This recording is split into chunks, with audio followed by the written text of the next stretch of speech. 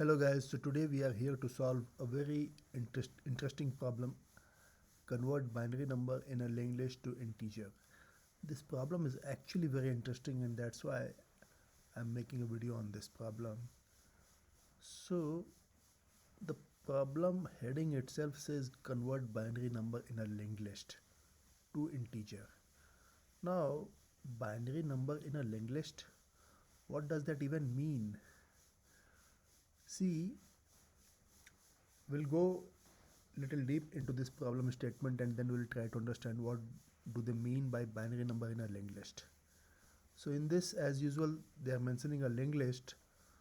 So whenever they give us a linked list, they give the head. Head is a reference to the you know uh, node in a linked list through which we start the traversal of the linked list, and it is mentioned the value of the given linked list is either 0 or 1. It is either 0 or 1. It is nothing else but 0 or 1. Now this 0 or 1 is the binary representation of a number. So if you see this 101 in this linked list, so 101, if you just consider 101, it is 5. Okay, and that's what we have to return back. How are we going to do that? So one very simple idea which comes to mind is that we declare a list. This list will be of type integer,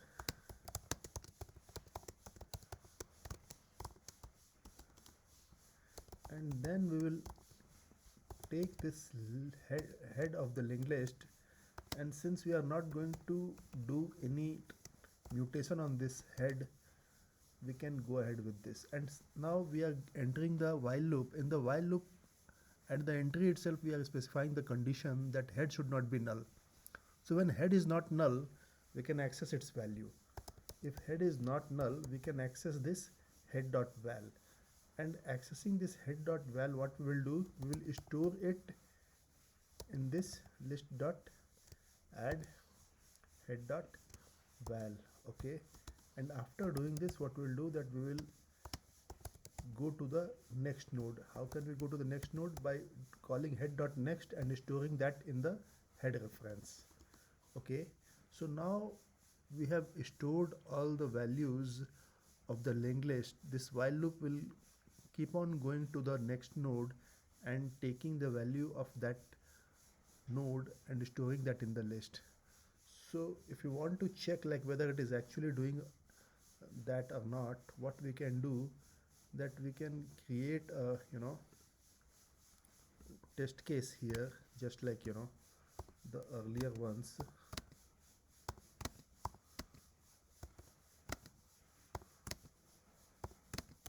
Like this. I hope it's not too big a number. It's a number of nodes. I think it's okay. We can remove some of the nodes.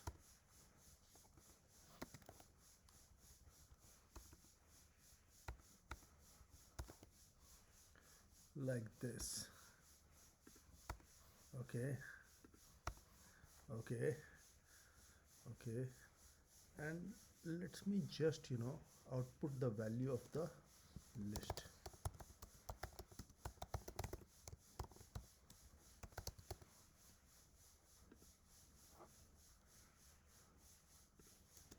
Asks us to return a value. For now we are just returning -1. So the output is 101, here it is 0, and here it is correct. So we are getting the output that we want. Okay, now what we will do, that we will now, the value of the linked list is there in the list. Now we will start creating the number, and for that we can go from the rightmost bit and come to the leftmost bit. So in order to start from the rightmost bit, we need to get the size of the linked list. We will declare one result is equal to 0, val is also equal to 0, That's it. And then same, we will initialize a while loop while I is greater than equal to 0, like this, and decrement I. Okay, and what we will do, that we will get the list dot get I. Okay, and we will store that in the val. Okay, now we also need one multiplication factor, because each bit will be having some different value. So what we will do, we will do val is equal to val into is equal to mult. Okay, and then we will do result plus is equal to val. Okay, and this mult will be incremented by 1 at each position, and that's how we are creating this, and we are going to return the result at the end. Okay, so let's see what is the output that we are getting. Perfect.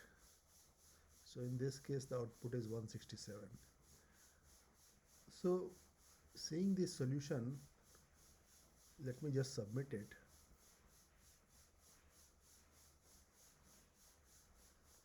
So even though this solution is performing very nicely, but there is two loops, and many would say that this can be accomplished within one loop. So is there a way that we can do this? So see here, we are accessing the linked list using the head reference, and we are trying to create the number from its rightmost bit, and then we are coming to the leftmost bit. So this cannot be accomplished with the linked list, and that's why we had to store those values of the node of the linked list into a list, and then we started traversing from the rightmost bit to the leftmost bit. But there is a way that we can do this without needing to store this in the you know in the list. And for that, what we will do, that we will get rid of this list. We'll just declare one result, and result is equal to 0. Okay, and then what we'll do,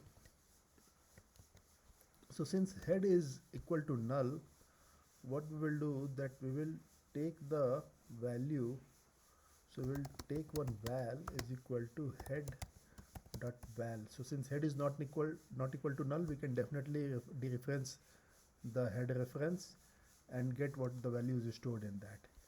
And then what we can do, so first of all, since head is not equal to null, it means that result can be shifted to one value. Okay, and then we are taking the value of the head.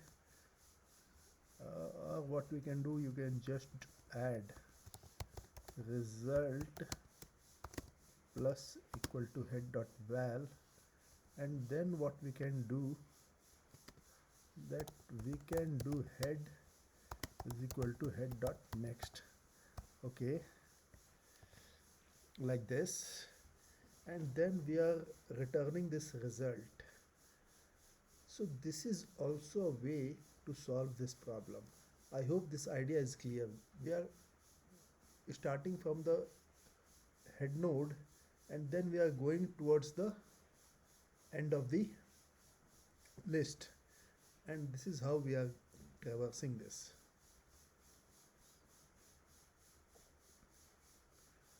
Perfect.